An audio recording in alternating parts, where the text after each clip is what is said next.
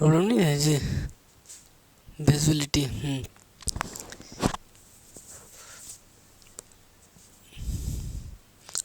Problem दिखाई दे रहा है। चलिए, welcome back to my YouTube channel online English Gurukul. तो स्वागत है आप लोग का हमारे इस YouTube platform online English Gurukul पे। तो चलिए, आज मैं आपके सामने कुछ इतिहास के जो कि वीवीआई क्वेश्चन है, जो कि एग्जाम में एकदम 100% है बाबू कि एकदम एग्जाम में आएगा तो आएगा।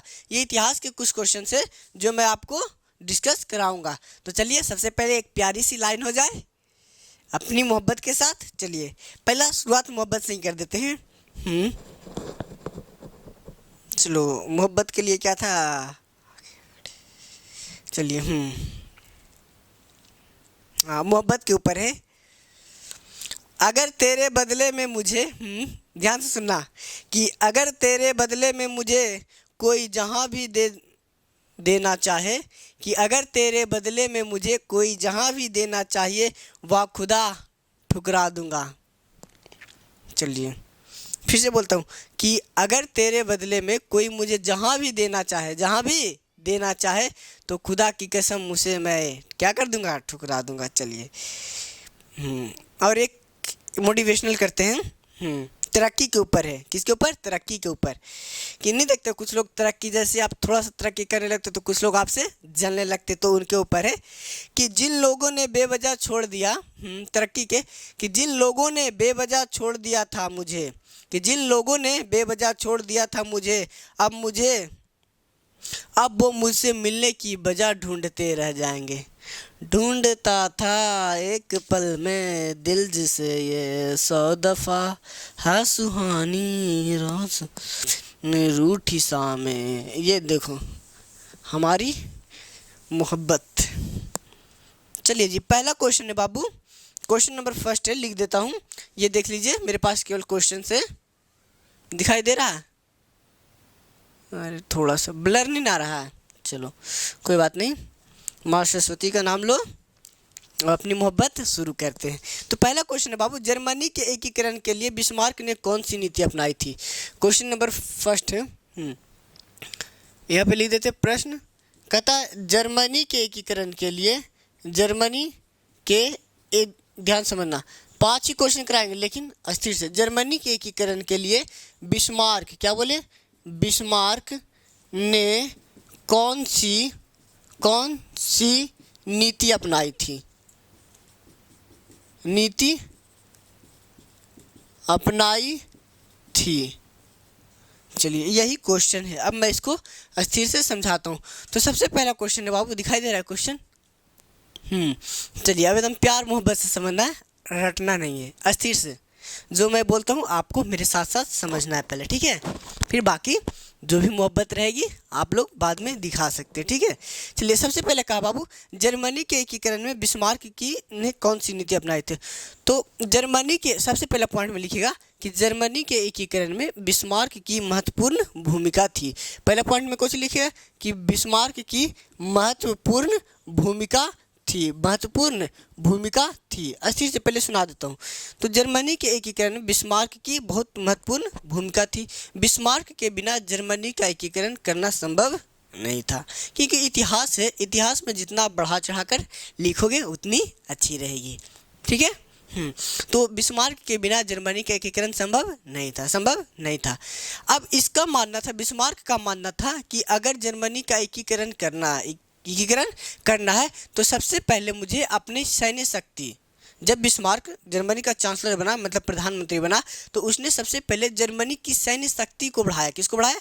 सैन्य शक्ति को बढ़ाया। और सैन्य शक्ति मतलब अपनी सेना को। जैसे आपको लड़ाई लड़ना है, जैसे इंडिया भारत सरकार को ही मान लीजिए किसी के खिलाफ युद्ध लड़ना है, तो वो सबसे पहला काम किस पे करेगा? अपनी आर्मी पे, सेना पर, जी। तो उसने सबसे पहले अपनी शक्ति बढ़ाई। बिस्मार्क ने अपनी सैन्य शक्ति को मजबूत किया। सैन्य शक्ति के साथ साथ उसने आर्थिक रूप से भी मजबूत हुआ। आर्थिक मतलब पैसा, धन दौलत से भी मजबूत हुआ। हो गया? समझ में आ रहा है? हाँ, तो धन दौलत से भी क्या हुआ? मजबूत हुआ। तो मजबूत होने के बाद इसका मानना था कि जब तक कि हम पर्सा को, मतलब अपने थी, ये जो बिस्मार्क था, ये जर्मनी का एकीकरण पर्सा के नेतृत्व में करना चाहता, नेतृत्व में में करना चाहता था। अब इसका मानना था कि बिना इसने जर्मनी की एकीकरण करने के लिए रक्त एवं क्या बोले, रक्त एवं लौह की नीति का क्या बोले, नीति का आलंबन किया था, आलंबन किया था। रक्त एवं लौह की नीति मतलब इसका मानना था कि बिना युद्ध कैले कुछ मिलने वाला हो नहीं भाई, सीधी सी बात है, ये दुनिया का फैक्ट है कि जब तक के लड़ोगे नहीं तब तक के कुछ मिलेगा नहीं। और जब आप ये सोचते हो कि मांगने से मिल जाएगा, जी नहीं, जब तक के लड़ना पड़ेगा, लड़ोगे तभी कुछ ज़िंदगी में मिलेगी। तो इसका मानना था बाबू कि जब तक के लड़ोगे नहीं तब तक की तो मिलेगी नहीं। तो बिस्मार्क का मानना था, इसीलिए बिस्मार्क ने जर्मनी के एकीकरण करने के लिए क्या कर दिया था, रक्त एवं लौह की नीति का अवलंबन किया था। फिर से बोल रहा हूँ अब साफ शब्दों में, पहला पॉइंट, जर्मनी के एकीकरण में बिस्मार्क की महत्वपूर्ण भूमिका थी। उसका मानना था कि जर्मनी का एकीकरण मतलब बिस्मार्क के बिना जर्मनी का एकीकरण संभव नहीं था। इसका मानना था कि अगर जर्मनी का एकीकरण करना है तो सबसे पहले मुझे पर्सा को मजबूत करना पड़ेगा, किसको, पर्सा को, ताकि तब ना दूसरा कोई सपोर्ट करेगा। और जब ये जर्मनी का चांसलर बना, प्रधानमंत्री बना, तो इसने सबसे पहले अपनी सैन्य शक्ति को बढ़ाई। विजुअलिटी क्लियर है, दिख रहा है ना जी। तो इसने सबसे पहले अपनी सैन्य शक्ति को बढ़ाया, सैन्य शक्ति मतलब अपनी सेना को बढ़ाया, और उसके बाद सैन्य शक्ति के साथ साथ इसने क्या किया, सैन्य शक्ति के साथ साथ इसने अपने आर्थिक रूप से मजबूत किया, और मजबूत करने के बाद ये युद्ध की घोषणा कर दिया, और युद्ध के लिए इसने रक्त एवं लौह की नीति का अवलंबन कर दिया कि बिना बेटा खून ले तो पूरा करे देता हो, है नहीं, तो ले भाई, ले साला खूने ले, नहीं कहता है, ए ठाकुर ये हाथ मुझे दे दे। बात समझ में आ गया पहला। चलिए अगला क्वेश्चन, यही क्वेश्चन अथवा करके जर्मनी की बिस्मार्क की भूमिका। अगला समझते बाबू, पूंजीवाद। दूसरा क्वेश्चन है, 5 ही क्वेश्चन करो लेकिन अच्छा से। कहते पूंजीवाद, क्या बोले, पूंजीवाद क्या है, पूंजीवाद क्या है। तो पूंजीवाद की बात करें तो पूंजीवाद, तो हमने बोला पूंजीवाद अर्थव्यवस्था का ऐसा, ध्यान समझना, पूंजीवाद एक ऐसा अर्थव्यवस्था है जिसके तहत, अरे हमको लगता है कि नहीं सही से आ रहा है वीडियो क्वालिटी। पूंजीवाद की बात करें तो पूंजीवाद एक ऐसा अर्थव्यवस्था है जिसके तहत उत्पादन के सभी साधनों पर, क्या बोले जी, उत्पादन के सभी साधनों पर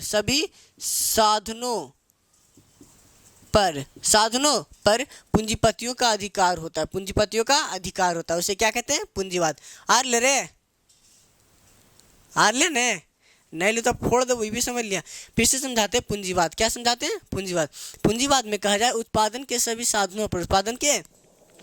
साधनों पर, जैसे मान लीजिए आपने कोई दुकान खोला, पूंजी समझाते हैं, आपने कोई क्या खोला, दुकान खोला।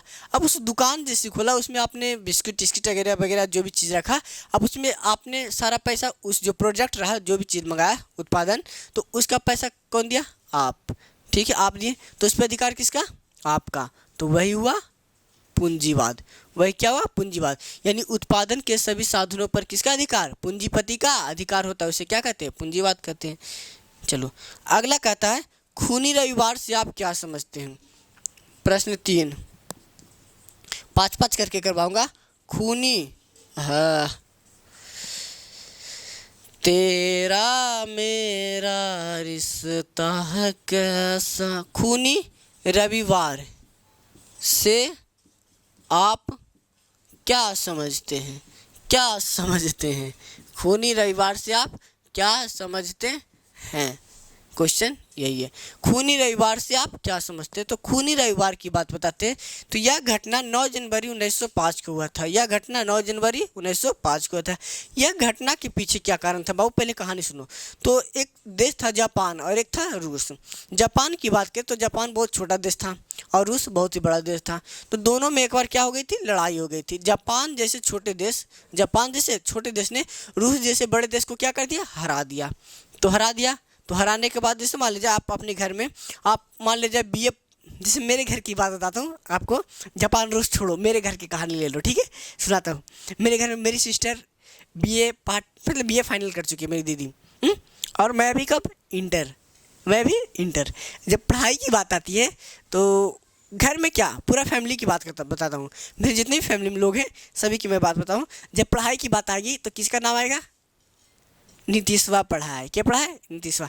पापा मतलब पापा पर नहीं बोलते, पापा कभी तो कोई भी बोलेगा कि क्या पढ़ा है रे, अरे नीतीशवा पढ़ा है, बड़े अच्छे से पढ़ते रे, हम अच्छे से बोलते हो।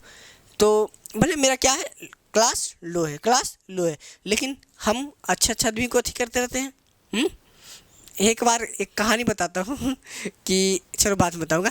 सबसे पहले यानी जापान जैसे छोटा देश, जापान जैसे छोटा देश रूस जैसे बड़े देश को क्या कर दिया जी, हरा दिया। क्या कर दिया, हरा दिया। जिसके कारण रूस की, जैसे मान लीजिए आपके घर में कोई बच्चा आपको हरा दिया जाए, हरा देगा, तो आपको घर वाला भी कहेगा छी इतना होगा ना, बीए पार्ट 1 में चले गए, कुछ पढ़े आईबे नहीं करा। तो वही बात हुआ, यानी जापान तो हरा दिया रूस को, तो रूस की जनता आक्रोश में आ गई, रूस की जनता कुछ आ गई गुस्सा में कि सारा इतना बड़का होगा ना, साला इतना खुट्टा भर होगा ना कि इतना मतलब खाली नाम कितना जनसंख्या होता है, वो छोटा सा देश हरा के चल गया। तो इसमें जनता क्या होगी, गुस्सा होगी। और गुस्सा होने के बाद भी अपने राजा के पास गया। जैसे मान लीजिए आपके पास कुछ प्रॉब्लम होता है तो आप किसके पास आइएगा, मेरे पास, शिक्षक के पास, सीधी सी बात है। स्टूडेंट को जब प्रॉब्लम होता है तो वो किसके पास जाएगा, टीचर के पास। उसी तरह जब जनता का प्रॉब्लम होगा तो वो किसके पास जाएगा, राजा के पास। तो वो अपने राजा के पास गया। तो राजा के पास रोटी दो और कपड़ा दो। 9 जनवरी 1905 को, कब बोले बाबू, 9 जनवरी 1905 को रोटी और कपड़ा दो। क्या बोलो, रोटी दो और कपड़ा दो का नारा लगाते हुए अपने राजा के पास गया, राजा के पास गए। और राजा ने क्या किया, अपने जनता को बिना सचेत किए हुए उन पे अंधाधुंध फायरिंग गोलियां चलवा दी, अंधाधुंध फायरिंग गोलियां चलवा दी, जिसके कारण वहाँ की जो भूमि थी पूरी क्या हो गई, लाल हो गई। और वह कौन सा दिन था, रविवार का दिन था, इसलिए इसे खूनी रविवार कहा जाता है। बात समझ में आई जी? अरे हम समझावे और आप ना समझे, हमारी मोहब्बत तो फिर इतनी खराब नहीं है। ठीक है, चलिए अगला है बाबू।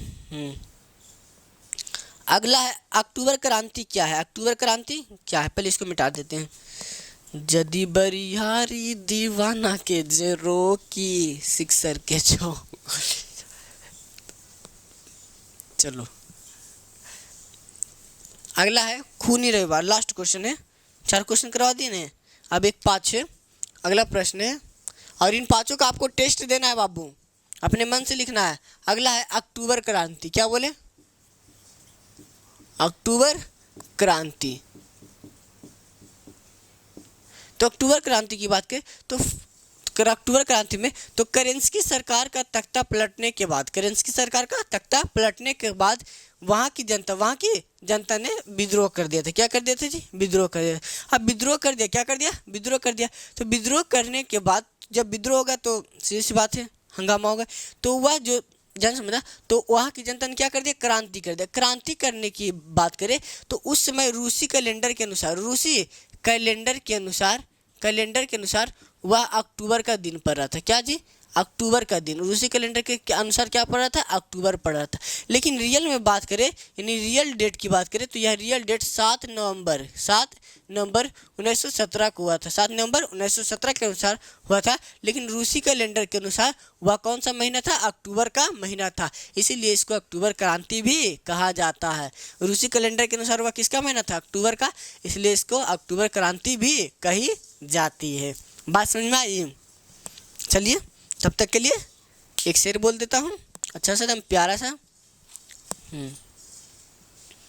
चलिए अब यहीं से 5-5 क्वेश्चन कराऊंगा बाबू। ये नहीं कि एक बार में 10 करा दिया 20 करा दिया, नहीं, ऐसा नहीं करना है मुझे। अगला है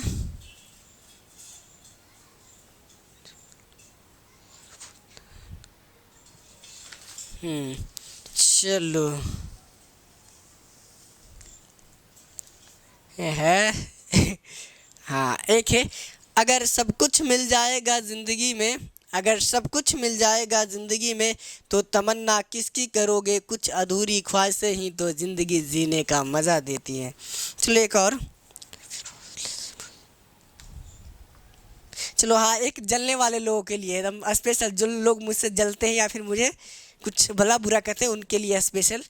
तो उनके लिए लिखा था, बहुत अच्छा लिखा था कि चलो फिर हौले से मुस्कुराते हैं, कि चलो हौले से फिर मुस्कुराते हैं, बिना माचिस के ही लोगों को जलाते हैं। वाह वाह। एक और है कि ये ज़िंदगी रुलाती भी है उन्हें जो मुस्कुराते हैं कमाल के। इन्हीं शब्दों के साथ आपका गुरु नीतीश वर्मा फिर से मिलता है नेक्स्ट वीडियो में। तब तक के सभी को love you to all Babu.